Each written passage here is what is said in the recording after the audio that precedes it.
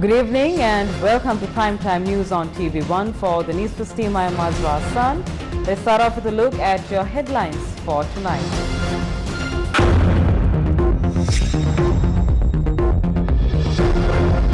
Samagi Janapala Vegia accepts the challenge of the Prime Minister, counter-challenges the Prime Minister to hold the local government elections as well. Immediately suspend the health trade union strike action. District Court issues an enjoining order. Non-academic staff at universities launch struggle for a wage hike. Stop all attempts to tax employees' funds. Trade unions arrive at the Ministry of Labour. An increase in COVID-19 infections in the country. OMICRON රෝගය සැර අඩු රෝගයක්යි කියන මතයක් ඉදිරියට දමන්නේ. බොහෝ දෙනෙක් මේ රෝගය සැලකිල්ලට ගන්නේ නැහැ. මේක තමයි බරපතලම තත්ත්වය.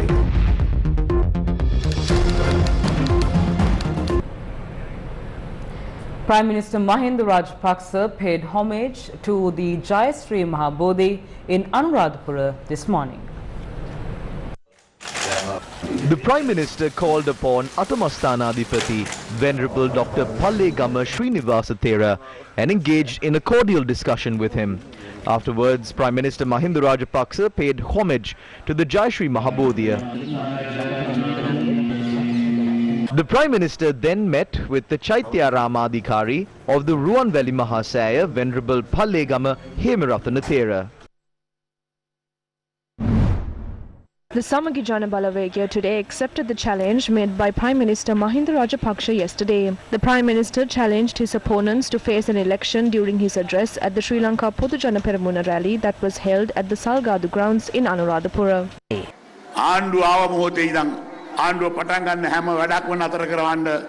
The opposition conspired to stop everything we were aspiring to do since we came into power. They are gearing up to sabotage our plans in the coming 3 years as well. But we are ready to face them. They must remember that we are used to the streets as well. We will go to the labor force in our country. We will go to the farmers. We will come to you with the vistas of prosperity and splendor policy statement of the President. I pose a challenge to the opposition. I tell them to come to the people and face us. ගොවියෝ අතරට යන්න සූදානම් ජනතාව අතරට යනවා අපිත් ඒ අභියෝගයට මුහුණ දෙන්න සූදානම්. This was the response of the Samagi Janapala. The Honourable Prime Minister said that they are ready for anything and he challenged us to face an election. We accept the challenge of the Prime Minister. We too are ready for anything. We challenge the Prime Minister to hold the provincial council election that they postponed out of fear. The Samagi Janapala is ready to test the mandate of the people. We will see who has the support of the people. The Salgadu grounds in 2019 and the Salgadu grounds yesterday was analysed by media. This time we will not stage our rally in Colombo or Kandy. Next month we too will hold a rally at the Salgadu grounds and show you who the people truly support. We accepted your challenge. Now it is time for you to accept our challenge.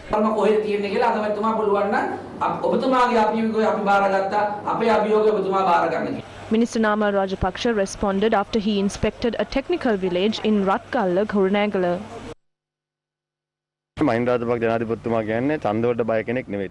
Rajapaksa is not a person who is scared of elections. We believe that an election must be held in this country. Mahinda Rajapaksa is a leader who always fought for elections to be held. We need to go before the people at a time like this. The people must be given an opportunity to vote for a government and a president that they choose. We request the Elections Commissioner to hold an election as soon as possible. As a party, we are ready for the election. Not only a provincial council election, we are ready for any election. The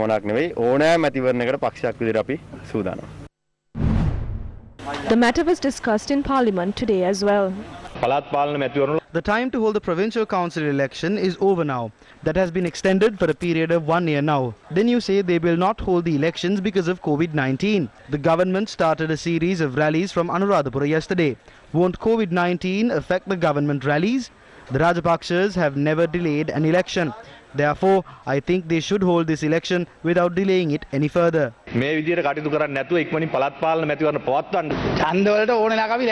We are prepared for an election anytime. The Rajapakshas were never afraid of elections. Prime Minister Mahinda Rajapaksa is someone who lost a presidential election. You are requesting an election. We will grant your wish. But be patient. We will hold the election and the Sri Lanka Podujana Peramuna will emerge victorious. The All-Island Agrarian Federation expressed their views on the Sri Lanka Podujana Peramuna rally that was held in Anuradhapura yesterday. We have a perfect understanding as to how Minister S.M. Chandrasena, Minister Shihan Semasinghe and Minister Channa Jayasamuna brought this small crowd to Anuradhapura. It is further evident when you watch this video. මෙන්න මේ video එක නරඹනකොට ඒක හොඳට පේනවා.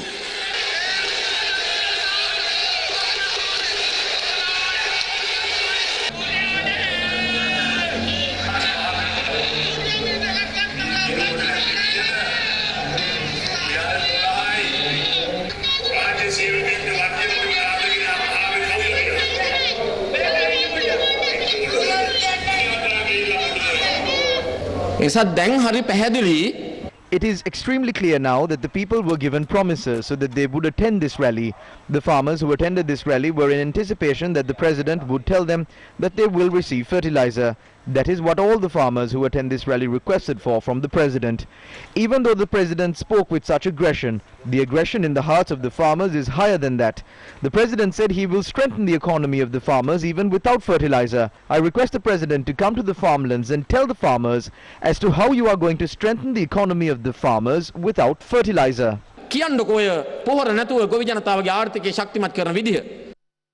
The Ministry of Health has reported an increase of 35% in the number of COVID-19 cases in the country in comparison to last week. Dr. Anwar Hamdani, attached to the Ministry of Health, speaking to Newsfirst, said that COVID-19 fatalities have also spiked by 15%. 148 COVID-19 fatalities were reported during the past 5 days since the 5th of February. 6,432 COVID-19 patients were reported in the country during that period. We are seeing a 4% increase in the number of patients who need treatment at the ICU or need oxygen. There are about 7,000 patients who are being treated at hospitals. There are about 3,000 patients who are receiving treatment at home. There is a total of about 11,000 patients who are receiving treatment. Have the symptoms of the Omicron variant changed? We know that there are some differences in the Omicron variant compared to the variants that emerged in the past. A majority of patients experience symptoms such as body aches, fever and throat aches. The body aches and a feeling of lifelessness will last for a few days. It almost appears like an ordinary viral infection. After a number of days, the symptoms grow weaker. Can an infected person function normally 7 days after being infected? With the knowledge that is being collected, we can see that the infectious period of the Omicron variant ends in 5 days. A person can then go to work 2 days after that. That is how it has been prepared. The vaccination program. 42% of the population of the country has been vaccinated with the booster dose. A vaccination center was established at the Temple of the Sacred Tooth Relic. The vaccination center is being operated by the Army.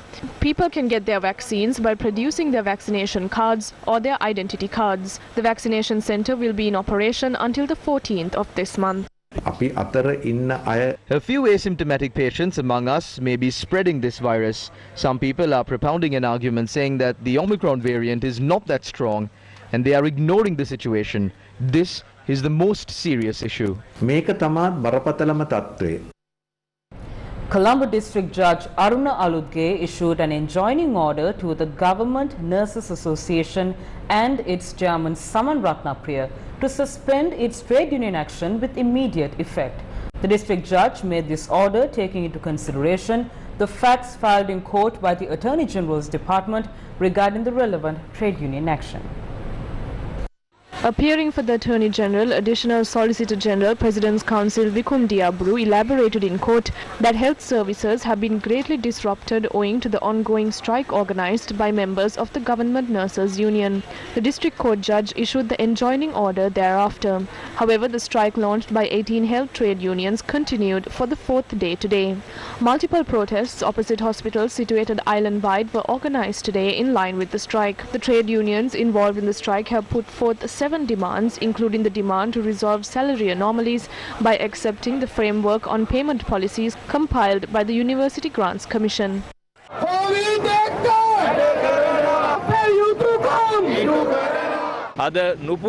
The salary of an untrained teacher is higher than that of a graduate paramedic. That is not something the country accepts. A protest march was held in Mathura today.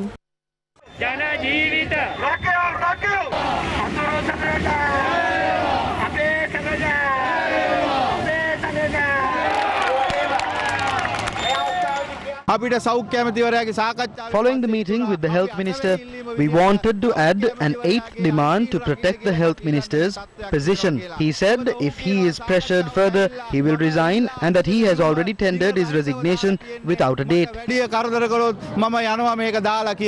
Another protest march that commenced from the Badulla Provincial General Hospital arrived at the Badulla town, demanding solutions to the trade union's claims.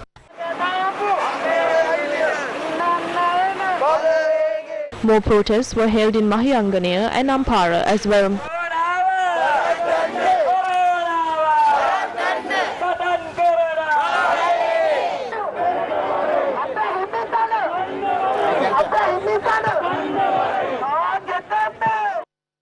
A reduction in the number of patients at government hospitals was observed today. හැමදාම ස්ටයි මේකට තිත තියන්න ආණ්ඩුවක් දැනගන්න ඕන මේ හැමදාම මේක strike කර ජනතාව රට පපාතේ දාන්න බෑ පෙරේදා ඉඳලා මම මෙතන දුක් විඳිනවා වකුගඩුලේලා ගෙදර පැය 3මාරක් දැන් අද රෑ ඉඳන් දරුවට බොන්න බෙහෙතුත් නෑ ස්ට්‍රයික් එක ඉවර කරලා බුදු මහත්තයා මේ බෙහෙත් ටික ලබලා දෙන්න කියන්නේ. Operations at the cardiology unit at the Kurunegala hospital had also come to a standstill. මේ බයිපාස් කරලා තියෙන්නේ ඉතින් අද රිපෝට් ගන්න ආවා රිපෝට්ස් නෑ මොකවත් නෑ ආහඳ කවුරුත් නෑ හරි පරිපාලනයක් තියෙනවා නම් ආන් හැමදේම හරියනවා.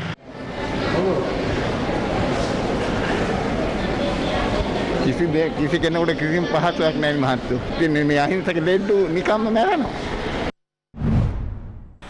Members of the All Ceylon Dengue Control Assistance Association, who were protesting opposite the Ministry of Health premises since last afternoon, dispersed this morning. They dispersed after officials agreed to provide time to discuss matters with the Minister of Health on the 21st of this month. The protesters requested for dengue control assistants to be made permanent employees and to refrain from deploying them on multi-purpose service.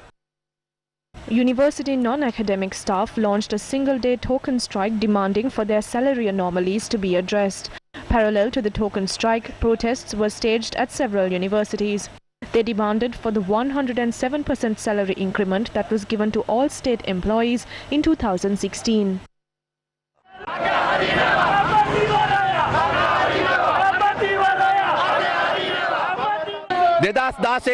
When assessing the wages in 2016, university employees were given a 92% salary percentage, while other state workers got a salary percentage of 107%. A subcommittee report was handed over pointing out that the salary anomaly should be rectified. The present government is not taking steps to implement it. We would like to inform the President and the government not to be responsible for closing down universities. Issue a circular rectifying the salary anomalies.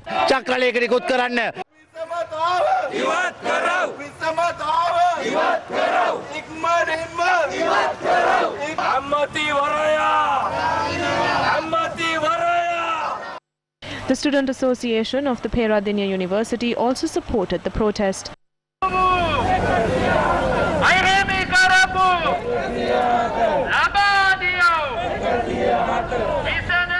A protest was held opposite the Mortua University today. Protests were also staged at the Navula Open University, Karapitiya Medical Faculty and the Colombo University, demanding salary anomalies of the non-academic staff be addressed.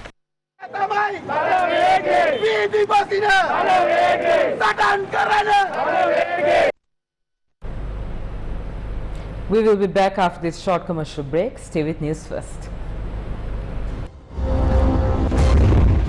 Why present this slipshod amendment to the PTA? All these criticisms can be made on the floor of Parliament when this bill is debated. Valuable Finance, best finance company. Register today for a Zoom workshop on new technology in Sinhala. First session at 3 p.m. on the 17th of February. Coding for the betterment of life. Register via 0777 600 20. Organized by Slit Institute. Tech Bus. Main sponsor. Slit Knowledge University. Challenging convention and redefining education. Welcome back to the news. The central bank has sold $797 million from its foreign reserves to commercial banks during the months of November and December in 2021 to defend the rupee against the US dollar from depreciating further. According to central bank data, during the same period, the central bank had purchased $132 million from the local banking sector. Sri Lanka's foreign reserves as at end January this year dropped to $2.4 billion, a 25% decline compared to $3.1 billion in the previous month. The Financial Times reported that investors are braced for Sri Lanka to default during the COVID-19 pandemic, saying they expect the country to restructure its debt and call on the IMF for assistance as its financial crisis worsens. Speaking to the Financial Times, international investors said that although Sri Lanka is demonstrating an amazing willingness to pay, the country is wasting precious foreign exchange reserves, delaying the inevitable. The article further says that the government's next big challenge is the US $1 billion bond repayment due in July. The article adds that if Sri Lanka fails to pay, the country would join countries including Suriname, Belize, Zambia and Ecuador in defaulting on its debt following the pandemic. Another investor told Financial Times that a restructuring over the next 12 months should be the base case scenario, adding that it is difficult to see Sri Lanka muddling through this year. More and more our people are entering the vicious poverty cycle. May I remind this noble house that it was the very first step of this administration providing 600 to 800 billion rupees in tax cuts and tax rebates that has led us to the economic misery of our country. My fellow countrymen, time has arrived for all of us to unite. Stand up to make righteousness victorious.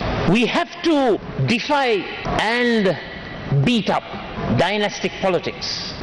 We cannot achieve these noble objectives and goals by mere statements, interviews, seminars and publishing of booklets.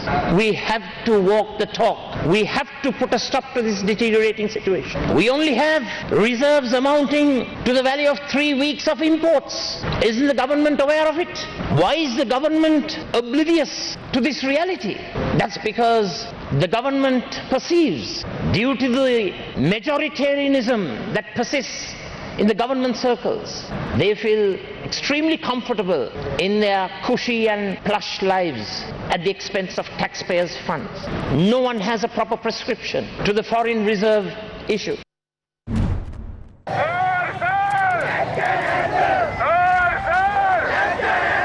The government's proposal to levy a 25% surcharge on the profits of employees' funds, including the Provident Fund, through the surcharge tax bill is also being severely criticized at present. The Intercompany Employees Association protested opposite the Ministry of Labour in Narahenpita today.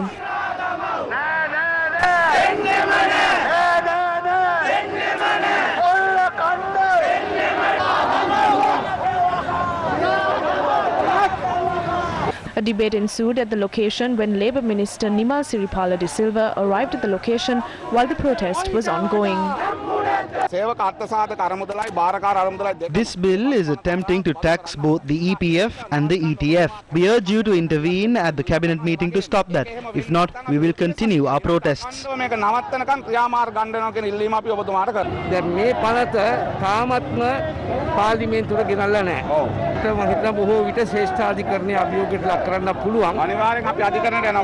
ඊට පස්සේ දැන් බලමු මම cabinet මණ්ඩලයට මගේ ස්ථාවරය මම ඊයේ කියලා තිබුණානේ පැහැදිලිව ගන්නත් ඔබතුමා කම්කරු ඇමතිවරයා ලෙස ඔබතුමා කියන්නේ මේ රටේ සේවකයන්ගේ සල්ලි මේක මේ විදියට ගන්න එක වැරදි.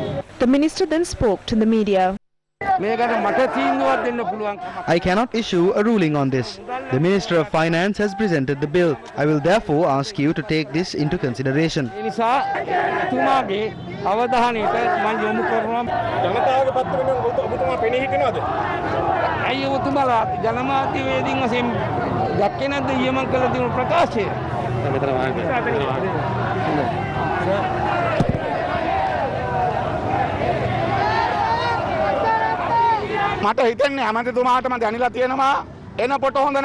The minister would have felt that they were up to no good. He would have felt he needed to present this letter in cabinet if he is to stay in his position. Private sector employees are against this. If this is not withdrawn, we will take to the streets.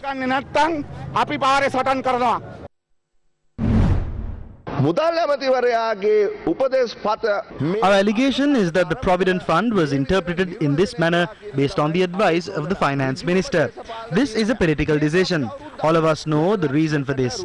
They need 100 billion rupees for the 100,000 projects program that they launched. They don't have money and they can't print any more money because the inflation in food, according to the statistics presented by the government, has increased by 25%. Then the only thing that they can do is to withdraw money from the Provident Fund. Even in the past, there was a tax levied on the income of the employees' Provident Fund. Even today, they tax this income at a rate of about 14%. But never has an additional surcharge tax been imposed on the fund. Generally, a surcharge tax is imposed upon the tax. But this surcharge has been imposed on the profit. So the surcharge tax for this 250 billion rupees is 62 billion rupees. We are asking that you stop this attempt of the government to use the money of working people for this country that they have saved for their futures, especially when they retire, for the political programs of the government. We request the President to reverse this gazette. If you do not reverse this gazette, we will fight against you in the political sphere. The 43rd Brigade also spoke about this matter today. We are receiving information that certain owners of companies who are close to the Rajapakshas are being provided with loopholes to evade this tax as well. We know that in this business world there is no equal ground. We must say that this is being used as a method to remove some companies out of the market and tamper with the competition. They distributed 85 billion rupees among their political henchmen in the villages under the guise of the Gama Samaga Pilisandarak program. They did this under the pretense of constructing canals and roads in these villages. They are attempting to do that same thing all over again and distribute some money among their political henchmen before this election. They are going to shamelessly loot the Employees Provident Fund and the Employees Trust Fund to fund this scheme. That is what this government is trying to do by introducing this bill.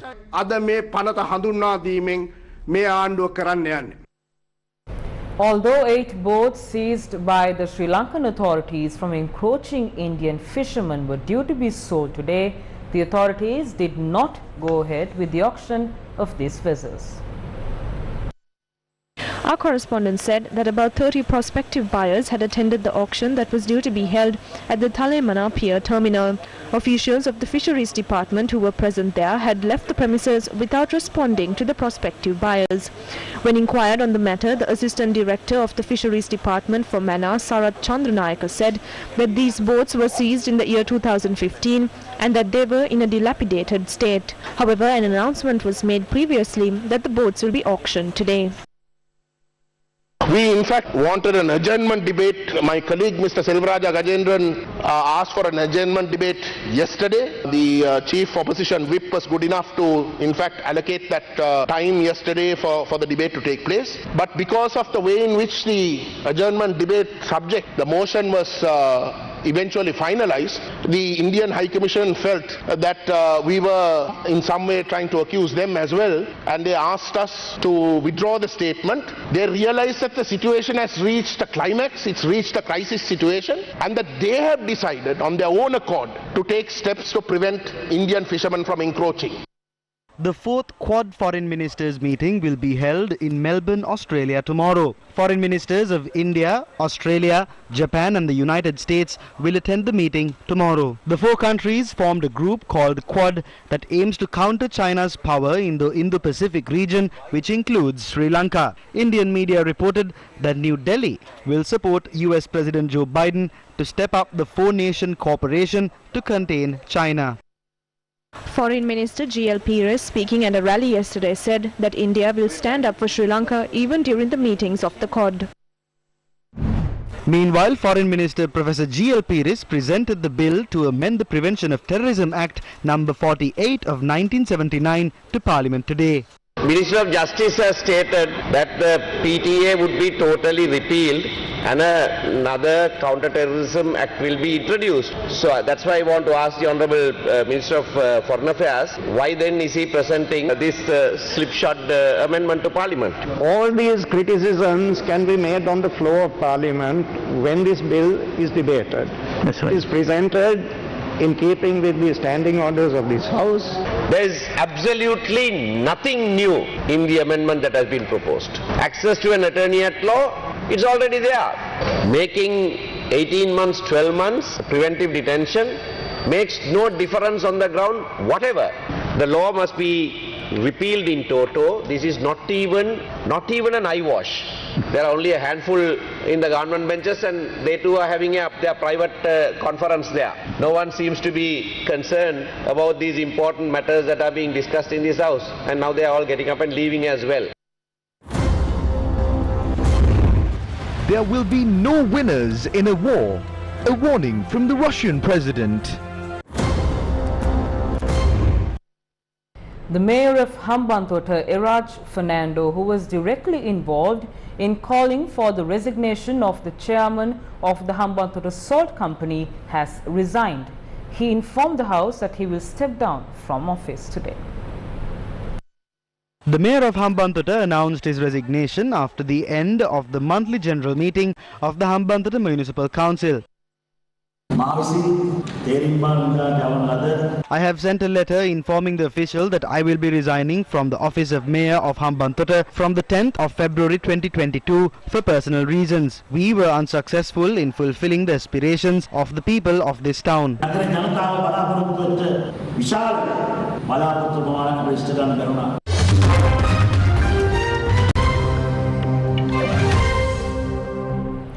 Russian President Vladimir Putin has warned European countries will be drawn into a military conflict if Ukraine joins NATO following a meeting with the French president. The Russian leader also warned there would be no winners from the ongoing crisis after meeting with his French counterpart at the Kremlin for talks he described as useful, substantive and businesslike. Я хочу еще раз все-таки подчеркнуть это. Я говорил, но мне очень бы хотелось, чтобы вы меня услышали все-таки в конце концов. И донесли это до своих читателей, зрителей и пользователей в интернете. Но вы понимаете или нет, что если Украина будет в НАТО и военным путем будет возвращать себе Крым, европейские страны автоматически будут втянуты в военный конфликт с Россией. Конечно, потенциал объединенной организации НАТО и России несопоставим. Мы понимаем. Но мы также и понимаем, что Россия одна из ведущих ядерных держав. По некоторым компонентам по современности даже многих опережает. Победителей не будет. И вы окажетесь втянутыми в этот конфликт помимо своей воли. Вы даже не успеете глазом моргнуть, когда будете исполнять пункт 5 Римского договора. Meanwhile, NATO chief Jens Stoltenberg said, quote, "No country should use force or the threat of force to redraw borders."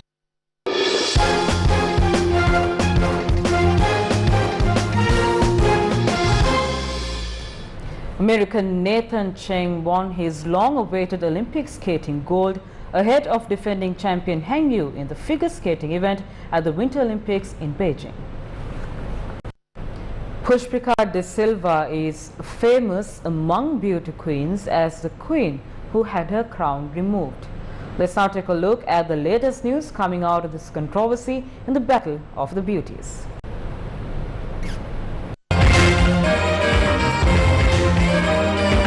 The Battle of the Beauties. Previously on the Battle of the Beauties. Pushpika breaks her silence and speaks out. Says she is free to express her thoughts freely at any time. She stresses that the organizers cannot make ad hoc decisions like this, just based on her conduct. Media personality Danu Inasitambi sends a letter of demand claiming 200 million in damages from Pushpika De Silva. Why did Danu Inasitambi send Pushpika De Silva a letter of demand? I had an interview after the accusations that were made regarding the Mrs. World pageant on an online interview which was done by Pushpika, and then I was asked if I could interview the foreign body who actually hold the franchise to the Mrs. World pageant. So I spoke to the vice president, who was Tana Johnson. After the interview was done and when I was about to step out, I got a few messages on WhatsApp which I tried to get to because I was also getting another phone call, and when I got to the call the messages were off. Soon after that she made a call to me which was quite harsh with strong words and with some strong statements which led to my safety. I had to log in a police entry. After the police entry was done, I had to send in a letter of demand because there were many lives that she did go on, and she did say that I had been coached by Rosa Senanayake and other people to ask the questions that will benefit their side of the story. Has Pushpika De Silva lost her crown? Posting on Instagram, Pushpika De Silva wrote, "The best is yet to come. Be patient." The post carried the hashtag Mrs. Sri Lanka World. The Battle of the Beauties. And that's a wrap of this edition of Primetime News. For the Newsfirst team, I am Azra Hassan with our sign language interpreter for tonight, Brian D. Cruz. Take care and good night.